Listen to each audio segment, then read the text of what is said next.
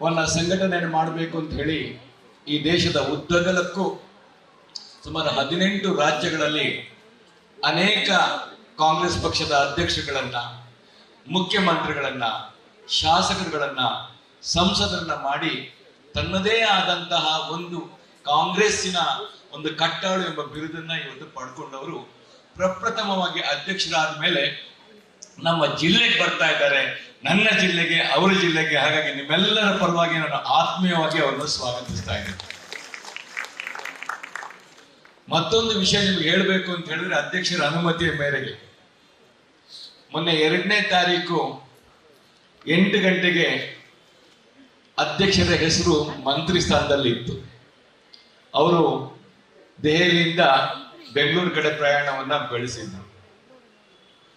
ಸುಮಾರು 10 ಗಂಟೆ ಆಗ್ಬೇಕಾದ್ರ AICC ಅಧ್ಯಕ್ಷ ಹೇಳಿದ್ರು, ಹರಿಪ್ರಸಾದ್ ಎಲ್ಲಿದ್ದಾರೆ ಸ್ವಲ್ಪ ನೋಡು ಅಂತ ಹೇಳಿ. ಹರಿಪ್ರಸಾದ್ ಅವರ ಫೋನ್ ಸ್ವಿಚ್ ಆಫ್ ಆಗಿತ್ತು. ನಾನು ಅವಾಗ ಹೇಳಿದೆ, ಸರ್ ಬಹುಶಃ ಅವರು ಬೆಂಗಳೂರು ಕಡೆ ಹೊರಟಿದ್ದಾರೆ ಸರ್ ಅಂತ ಹೇಳಿ. ಅವಾಗ ನನ್ನ ಹತ್ರ ಹೇಳ್ತಾ ಇದ್ರು ಮಾತಾಡ್ಬೇಕಾದ್ರ, ಏನ ಅವರು ಅದಕ್ಕೆ ಸಾಕ್ಷಿ ಆಗ್ತಾ ಇದ್ರು.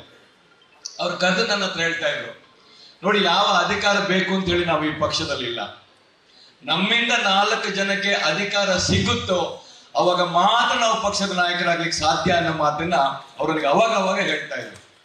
ಬಹುಶಃ ಸರ್ ಅದನ್ನ ಈ ಸಲ ನಾನು ಕಾರ್ಯಾಧ್ಯಕ್ಷನಾದಂತ ಸಂದರ್ಭದಲ್ಲಿ ಈ ಅವಿಭಾಜಿತ ದಕ್ಷಿಣ ಕನ್ನಡ ಜಿಲ್ಲೆಯ 2 ಜಿಲ್ಲೆಗಳಲ್ಲಿ ರೋಜಿ ಜಾನ್ ಅವರ ಒಂದು ಸಹಕಾರದೊಂದಿಗೆ ಕೆಲವು ಮಂದಿಗಳಿಗೆ ಅಧಿಕಾರವನ್ನು ಕೊಡಿಸೋದು ನನ್ನಿಂದ ಆಗಿದೆ ಅಂತ ಹೇಳಿಕ್ಕೆ ನಾನು ಭಾವಿಸ್ತಾ ಇದ್ದೀನಿ ಸರ್. ಸರ್ ಇನ್ನೊಂದು SIR ಬಗ್ಗೆ ನನ್ನ ಹತ್ರ ಸುಮಾರು ಜನ ಕೇಳ್ತಾ ಇದ್ರು, ಸರ್ ಎಷ್ಟು ಸರ್ SIR ನ ಮೀಟಿಂಗ್ ಅನ್ನ ಮಾಡಿದ್ದೀರಾ? ನಾವು ಬ್ಲಾಕ್ಗಳಲ್ಲಿ ಮಾಡಿದ್ದೀವಿ, ನಾವು ಜಿಲ್ಲೆಗಳಲ್ಲಿ ಮಾಡಿದ್ದೀವಿ, ನಾವು ಬೂತ್ಗಳಲ್ಲಿ ಮಾಡಿದ್ದೀವಿ, ಮತ್ತೆ ನೀವು SIR ಮೀಟಿಂಗ್ ಅಂತ ಕರೀತಾ ಇದ್ದೀರಾ? ಮೊನ್ನೆ ತಾನೇ ನಾವು ಬೆಂಗಳೂರಿಗೆ ಹೋಗಿ ಬಂದಿದ್ವಿ ಅಂತ ಹೇಳ್ತಾ ಇದ್ರು. ನಾನು ಅವರೆಲ್ಲರಿಗೂ ಒಂದು ಕಿವಿ ಮಾತನ್ನ ಹೇಳಲಿಕ್ಕೆ ಬಯಸೋದಿಷ್ಟೇ. ಬಹುಶಃ ಇದು ಅಂಶವೂ ಇದ್ದಾರೆ. ಚಿಕ್ಕಮಗಳೂರು ಜಿಲ್ಲೆಯ ಶೃಂಗೇರಿಯಲ್ಲಿ ನಡೆದ ಒಂದು ಘಟನೆ. ಅಲ್ಲಿ ನಮ್ಮ ಶಾಸಕರಾದಂತಹ ಗೌಡ್ರು ಚುನಾವಣೆಯಲ್ಲಿ ಗೆದ್ರು. ಅವ್ರು ಗೆದ್ದಿದ್ದು ಬರೇ ಅಲ್ಪ ಮತದಲ್ಲಿ, ಅದು ಪೋಸ್ಟ್ ಬ್ಯಾಲೆಟ್ ವೋಟನ್ನ ಕೊನೆಗಾದಾಗ. ಆದ್ರೆ ಅವ್ರು ಗೆದ್ರು ಅನ್ಬೇಕಾದ್ರ ನಮ್ಮ ಯಾರೆಲ್ಲ ಕೌಂಟಿಂಗ್ ಏಜೆಂಟ್ಗಳಿದ್ರು ಅವರೆಲ್ಲ ಜಾಗ ಖಾಲಿ ಮಾಡ್ಬಿಟ್ರು ಸರ್ ಅಲ್ಲಿಂದ. ಆ ಟೈಮಲ್ಲಿ ಅಲ್ಲಿದ್ದಂತ ವಿರೋಧ ಪಕ್ಷದವರು ಆ ವೋಟಿಂಗ್ ಬ್ಯಾಲೆಟ್ ಪೇಪರ್ಗಳಲ್ಲಿ ಆ ಚಿಹ್ನೆಗಳನ್ನ ಅವ್ರು ಏನು ಗುರುತು ಹಾಕಿದ್ರು ಅದನ್ನ ಅವ್ರು 2 ಸಲ ಹಾಕ್ಬಿಟ್ಟು ಅದನ್ನೆಲ್ಲ ಇನ್ವ್ಯಾಲಿಡ್ ಮಾಡ್ಕೊಂಡ್ರು. ಯಾಕೆ ಅಂತ ಹೇಳಿದ್ರೆ CT ರವಿ ಅವರು ಕೇಳ್ಬೇಕಾದ್ರೆ ಅವ್ರು ಕೇಳ್ಬೇಕಾದ್ರೆ ನಮ್ಮ ಜೀವರಾಜ್ ಅವರು ಕೋರ್ಟಲ್ಲಿ ಏನ್ ಕೇಳ್ತಾರೆ ಅಂತ ಹೇಳಿದ್ರೆ, ನಮಗೆ ಯಾವ ನಾವು ಪೋಸ್ಟಲ್ ಬ್ಯಾಲೆಟ್ ವೋಟ್ ಇದೆಯಲ್ಲ ಅದನ್ನ ರೀಕೌಂಟ್ ಕೇಳ್ತಾರೆ. ಅವ್ರು ಯಾವ ಆಧಾರದ ಮೇಲೆ ರೀಕೌಂಟ್ ಕೇಳಲಿಕ್ಕೆ ಸಾಧ್ಯ? ಅವ್ರು ಏನು ತಪ್ಪನ್ನ ಮಾಡಿ ಅವ್ರು ಏನು ಮಾಡಿದ್ರಲ್ಲ ಸರ್ ಅದಕ್ಕೋಸ್ಕರ ಅವ್ರನ್ನ ರೀಕೌಂಟ್ ಅನ್ನ ಕೇಳ್ತಾರೆ. ಅಂತ ಹೇಳಿದ್ರೆ ಚುನಾವಣೆಯಲ್ಲಿ ನಾವು ಗೆದ್ವಿ ಅಂತ ಹೇಳ್ಬಿಟ್ಟು ಆ ಬ್ಯಾಲೆಟ್ ನ ಅವ್ರು ಏನು ತಿದ್ದಿದ್ರಲ್ಲ ಆ ತಿದ್ದಕ್ಕೆ ಬಿಡದೆ ನಾವೇನಾದಿದ್ರೆ ಈ ಪರಿಣಾಮ ಬರ್ತಾ ಇರಲಿಲ್ಲ. ಹಾಗಾಗಿ SIR ನಾವು ಎಷ್ಟು ಸಲ ಹೇಳಿದ್ರು, ಯಾವ ರೀತಿ ನಮ್ಮ ಅಧ್ಯಕ್ಷ ಹೇಳಿದ್ರು, ನಮ್ಮ ಭಾರತೀಯ ನಾಗರಿಕನಿಗೆ ಮತದಾನದ ಹಕ್ಕು ಎಷ್ಟು ಇದೆಯೋ ಅದನ್ನ ಕಾಪಾಡುವಂಥದ್ದು ಇವತ್ತೆಲ್ಲ ಕಾಂಗ್ರೆಸ್ ಪಕ್ಷದ ಕಾರ್ಯಕರ್ತರಿಗೆ ಮತ್ತು ನಾಯಕರುಗಳಿಗಿದೆ.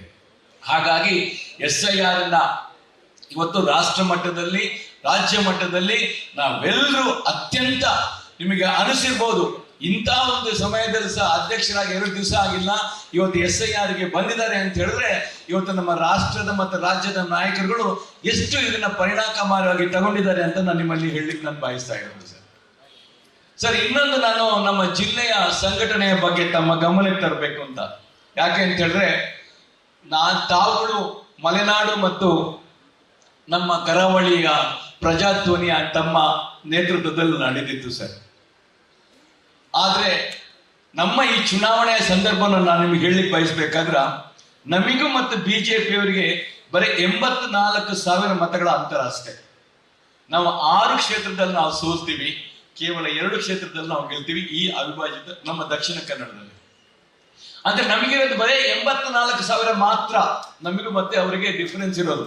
ಅವರು ಸುಮಾರು 6,68,000 ಮತ ತಗೊಳ್ತಾರೆ, ನಾವು 5,83,000 ಮತ ನಾವು ತಗೊಳ್ತೀವಿ. ಅಂತ ಹೇಳಿದ್ರೆ SIR ಏನಾದ್ರೂ ನಾವು ಇವತ್ತು ಪರಿಣಾಮಕಾರಿಯಾಗಿ ಮಾಡದೇ ಇದ್ರೆ ಇದರಿಂದ ನಮ್ಗೆ ಮತ್ತೆ ಆಪತ್ತಿದೆ.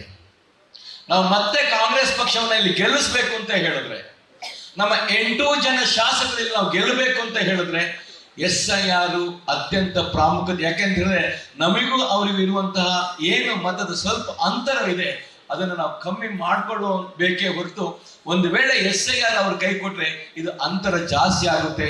ಹಾಗಾಗಿ ಈಗಾಗಲೇ ಅಧ್ಯಕ್ಷರು ಹೇಳಿದಾಗೆ ತಾವೆಲ್ಲರೂ ಇದ್ರ ಬಗ್ಗೆ ಒಂದು ಗಣನೀಯವಾಗಿ ನಾವು ತಗೊಳ್ಬೇಕು ಅಂತ ನಾನು ಹೇಳಲಿಕ್ಕೆ ಬಯಸ್ತಾ ಇದ್ದೀನಿ. ಸರ್, ನಾವು ಮೊನ್ನೆ ತಮ್ಮ ಅಧ್ಯಕ್ಷ ಭಾಷಣದಲ್ಲಿ ಒಂದು ಮಾತನ್ನ ಹೇಳಿದ್ರಿ. ಬಹುಶಃ ಆ ಮಾತಿಗೆ ನಾನು ಸಮ್ಮತವನ್ನ ಸಂಪೂರ್ಣವಾಗಿ ನಾನು ಹೇಳ್ತಾ ಇದ್ದೀನಿ ಸರ್. ನಾವೆಲ್ಲರೂ ರಾಜಕಾರಣದಲ್ಲಿ 2 ತರ ಬರ್ತೀವಿ ಸರ್. ಒಂದು ಪಕ್ಷದ ಅಧಿಕಾರವನ್ನ ಇಟ್ಕೊಂಡಿರ್ತೀವಿ, ಇನ್ನೊಂದು ಅಧಿಕಾರ MP MLA ಆಗಿರ್ತೀವಿ. ಇವತ್ತು ನನ್ನ ಬಗ್ಗೆ ನಾನು ಹೇಳೋದಾದ್ರೆ ಕಳೆದ 25 ವರ್ಷಗಳಿಂದ ನಾನು ಇವತ್ತು KPCC ಯಲ್ಲಿದ್ದೇನೆ. ಕಾರ್ಯದರ್ಶಿಯಾಗಿ, ಪ್ರಧಾನ ಕಾರ್ಯದರ್ಶಿಯಾಗಿ, ಉಪಾಧ್ಯಕ್ಷನಾಗಿ, ಇವತ್ತು ಕಾರ್ಯಾಧ್ಯಕ್ಷನಾಗಿದ್ದೀನಿ. ಸುಮಾರು ನೀವು ಹೇಳಿದಾಗೆ ನಾವು ಫಸ್ಟ್ ಇನ್ನಿಂಗ್ಸ್ ಅಲ್ಲಿ ನಾವು ಆಡಿದ್ದೀವಿ, 2 ವರ್ಷಗಳ ಕಾಲ ಬ್ಯಾಟಿಂಗ್ ಮಾಡಿದ್ವಿ ಸರ್. ದಯವಿಟ್ಟು ನಮ್ಮಂದ್ರೆ ನಿಮ್ಮ ಯಾವ ಪಕ್ಷದ ಕೆಲಸವನ್ನು ಹೇಳ್ತೀರೋ ಅದಕ್ಕೆ ನಾವು ಸದಾ ಸಜ್ಜರಾಗಿರ್ತೀವಿ. ಆದ್ರೆ ಹೊಸ ಮುಖಗಳಿಗೆ ಅವಕಾಶವನ್ನ ನೀವು ಮಾಡ್ಕೊಡ್ಬೇಕು ಸರ್, ಅವರನ್ನ ಸೇರಿಸ್ಕೊಳ್ಬೇಕು. ಅದೇ ರೀತಿ ಮುಂದಿನ ಚುನಾವಣೆಗಳಲ್ಲೂ ಸಹ ಅಷ್ಟೇ, ಯಾವ ರೀತಿ ನಮ್ಮ ಹಳೆ ಬೇರುಗಳನ್ನ ಇಟ್ಕೊಂಡು ಹೊಸ ಚಿಗುರುಗಳನ್ನ ನಾವು ತಂದು ಮತ್ತೆ ಈ ಅವಿಭಾಜಿತ ದಕ್ಷಿಣ ಕನ್ನಡ ಜಿಲ್ಲೆಗೆ ಕಾಂಗ್ರೆಸ್ ಪಕ್ಷ ಇತ್ತು, ಕಾಂಗ್ರೆಸ್ ಪಕ್ಷ ಮತ್ತೆ ಅಧಿಕಾರಕ್ಕೆ ಬರಲಿ ತಾವು ಸಂಪೂರ್ಣ ಸಹಕಾರವನ್ನು ಕೊಡಬೇಕು ಅಂತ ಹೇಳಿ ನಾನು ನಿಮ್ಮಲ್ಲಿ ಮನವಿಯನ್ನು ಮಾಡ್ಕೊಳ್ತಾ ಇದ್ದೀನಿ ಸರ್. ಅದೇ ರೀತಿ ಸರ್, ನಮ್ಮ ಈ ಪ್ರಜಾಪ್ರಭುತ್ವದ ಬುನಾದಿ ಫೌಂಡೇಶನ್ ಏನಂತ ಹೇಳಿದ್ರೆ ಜಿಲ್ಲಾ ಪಂಚಾಯತ್, ತಾಲೂಕ್ ಪಂಚಾಯತ್, ಕಾರ್ಪೊರೇಷನ್ ಮತ್ತೆ ನಮ್ಮ ಗ್ರಾಮ ಪಂಚಾಯತ್ಗಳು ಸುಮಾರು 1 ಲಕ್ಷ ಜನಕ್ಕೆ ನಾವು ಅಧಿಕಾರವನ್ನು ಕೊಡಬಹುದು ಸರ್. ಇವತ್ತೇನಾಗಿದೆ ಅಂತ ಹೇಳಿದ್ರೆ ಕಳೆದ ಹಲವಾರು ವರ್ಷಗಳಿಂದ ಈ ಪ್ರಜಾಪ್ರಭುತ್ವದ ಬುನಾದಿ ಫೌಂಡೇಶನ್ ಎನ್ನುತ್ತೆ ಅಲ್ಲಿ ಇವತ್ತು ಚುನಾವಣೆಗಳು ನಡ್ತಾ ಇಲ್ಲ ಸರ್. ನಾವಿದನ್ನ ಹಲವಾರು ಬಾರಿ ನಾನು ಧ್ವನಿ ಎತ್ತಿದ್ದೀನಿ ಸರ್. ನಾನು ಸಂಬಂಧಪಟ್ಟಂತ ಮಂತ್ರಿಗಳ ಜೊತೆ ನಾನು ಮಾತಾಡಿದ್ದೀನಿ. ನಿಮ್ಮಲ್ಲಿ ಸಹ ಮನವಿ ಮಾಡ್ಕೊಳ್ಳೋದಷ್ಟೇ ಸರ್, ಮುಂದಿನ ದಿನಗಳಲ್ಲಿ ನಾವು ಪ್ರಜಾಪ್ರಭುತ್ವವನ್ನ ಕಟ್ಟಬೇಕು, ನಮ್ಮ ಪಕ್ಷವನ್ನ ಕಟ್ಟಬೇಕು ಅಂತ ಹೇಳಿದ್ರೆ ನಾವು ಚುನಾವಣೆಗಳನ್ನ ಎದುರಿಸಲೇಬೇಕು ಸರ್. ನಾವು ಅದಕ್ಕೆ ಜಿಲ್ಲಾ ಪಂಚಾಯತಿ, ಕಾರ್ಪೊರೇಷನ್, ZP ಮತ್ತೆ ತಾಲೂಕ್ ಪಂಚಾಯತಿ, ಗ್ರಾಮ ಪಂಚಾಯತಿ ಚುನಾವಣೆಗಳನ್ನ ಆದಷ್ಟು ಬೇಗ ನಾವು ಮಾಡಬೇಕು. ಅದಕ್ಕೆ SIR ಬುನಾದಿ ಆಗಬೇಕು ಅಂತೇಳಿ ನಾನು ತಮ್ಮಲ್ಲಿ ಮನವಿಯನ್ನ ಮಾಡ್ಕೊಳ್ತಾ ಇರೋದು ಸರ್. ನಾನು ಸರ್, ಇನ್ನೊಂದು ಅತಿ ಮುಖ್ಯವಾಗಿ ನಮ್ಗೆ ಇವತ್ತು ಪಕ್ಷದ ಆಸ್ತಿ ಆಗ್ಬೇಕು ಸರ್. ನಾವು ಇವತ್ತೇನ್ ಮಾಡ್ತಾ ಇದೀವಿ, ಯಾವುದೋ ಪಕ್ಷವನ್ನ ತೋರಿಸ್ಬಿಟ್ಟು ಅವ್ರು ಹಾಗೆ ಮಾಡಿದ್ರು, ಅವ್ರು ಹೀಗೆ ಮಾಡಿದ್ರು ಅಂತ ಹೇಳ್ತಾ ಇದೀವಿ. ಆದ್ರೆ ಕಳೆದ ನಮ್ಮ DK ಶಿವಕುಮಾರ್ ಅವರ ಅವಧಿಯಲ್ಲಿ ಹಲವಾರು ಮಹತ್ವದ ವಿಷಯಗಳನ್ನ ಬ್ಲಾಕ್ ಕಾಂಗ್ರೆಸ್ ಆಗ್ಬೇಕು, ಬ್ಲಾಕ್ ಕಾಂಗ್ರೆಸ್ಸಿನ ಆಫೀಸ್ಗಳು ಆಗ್ಬೇಕು, ಜಿಲ್ಲಾ ಕಾಂಗ್ರೆಸ್ಸಿನ ಆಫೀಸ್ ಆಗ್ಬೇಕು ಅಂತ ಹೇಳ್ತಾ ಇದ್ರು ಸರ್. ನಾನು ಅವಿಭಾಜಿತ ಈ ದಕ್ಷಿಣ ಕನ್ನಡ ಜಿಲ್ಲೆಯಲ್ಲಿ ನಮ್ಮ ಬ್ಲಾಕ್ ಕಾಂಗ್ರೆಸ್ ಏನ ಆಫೀಸ್ಗಳು, ಜಿಲ್ಲೆಯ 2 ಆಫೀಸ್ಗಳು ನಮ್ಮಲ್ಲಿದೆ. ಒಂದು ಮಂಗಳೂರಲ್ಲಿದೆ, ಅದೇ ರೀತಿ ಇನ್ನೊಂದು ನಮ್ಮ ಉಡುಪಿಯಲ್ಲಿದೆ ಸರ್. ಆದ್ರೆ ಅದನ್ನೆಲ್ಲದನ್ನು ಪಕ್ಷದ ಹೆಸರಿನಲ್ಲಿ ತರಬೇಕು ನಾವು. ಇವತ್ತು ಉಡುಪಿಯ ಜಿಲ್ಲಾ ಕಾಂಗ್ರೆಸ್ನ ಅಧ್ಯಕ್ಷರಿಗೂ ಮತ್ತೆ ಮಂಗಳೂರಿನ ಜಿಲ್ಲಾ ಕಾಂಗ್ರೆಸ್ನ ಅಧ್ಯಕ್ಷರಿಗೂ ನಾನು ಹೇಳಿದ್ದೀನಿ, ನಮ್ಮ ಅಧ್ಯಕ್ಷ ಆದೇಶವನ್ನು ಕೊಟ್ಟಿದ್ದಾರೆ, ಅದನ್ನ ಸಂಪೂರ್ಣವಾಗಿ ನಮ್ಮ ರಾಜ್ಯ ಮಟ್ಟದ ರಾಜ್ಯ ಕಾಂಗ್ರೆಸ್ನ ಪಕ್ಷದ ಅದನ್ನ ಅಡಿಯಲ್ಲಿ ತರಬೇಕು ಅಂತ ಹೇಳ್ಬಿಟ್ಟು. ಅದೇ ರೀತಿ ಇವತ್ತು ಬ್ಲಾಕ್ ಕಾಂಗ್ರೆಸ್ ಇವತ್ತು ನಮ್ಮ ಬೈಂದೂರು ತಾಲೂಕಿನ ವಣಸೆ ಗ್ರಾಮದ ಅಧ್ಯಕ್ಷರ ಜೊತೆ ಸೇರಿಕೊಂಡು ಸುಮಾರು 30 ಲಕ್ಷ ರೂಪಾಯಿಯ ಒಂದು ಹಣವನ್ನ ವೆಚ್ಚ ಮಾಡಿಕೊಂಡು ಇವತ್ತು ಬೈಂದೂರಲ್ಲಿ ವಣಸೆಯಲ್ಲಿ ಒಂದು ಆಫೀಸಿಗೆ ಒಂದು ನಿವೇಶನವನ್ನು ನಾವು ಖರೀದಿ ಮಾಡಿದ್ದೀವಿ ಸರ್. ಅದಕ್ಕೆ ಫೌಂಡೇಶನ್ಸ್ ಹಾಕಿದ್ದೀವಿ. ಅದೇ ರೀತಿ ಕುಂದಾಪುರದಲ್ಲಿ ಅಲ್ಲಿನ ಬ್ಲಾಕ್ ಕಾಂಗ್ರೆಸ್ ಅಧ್ಯಕ್ಷರಾದ ಹರಿಪ್ರಸಾದ್ ರವರು ಬಹಳ ಅತ್ಯುತ್ತಮವಾದ ಸುಮಾರು ಕೋಟ್ಯಾಂತರ ರೂಪಾಯಿ ಬೆಳೆ ಬಾಳುವಂತ ಆಸ್ತಿಯನ್ನ ಸರ್ಕಾರದ ಮುಖಾಂತರ ನಮಗೆ ಸಿಕ್ಕಿದೆ.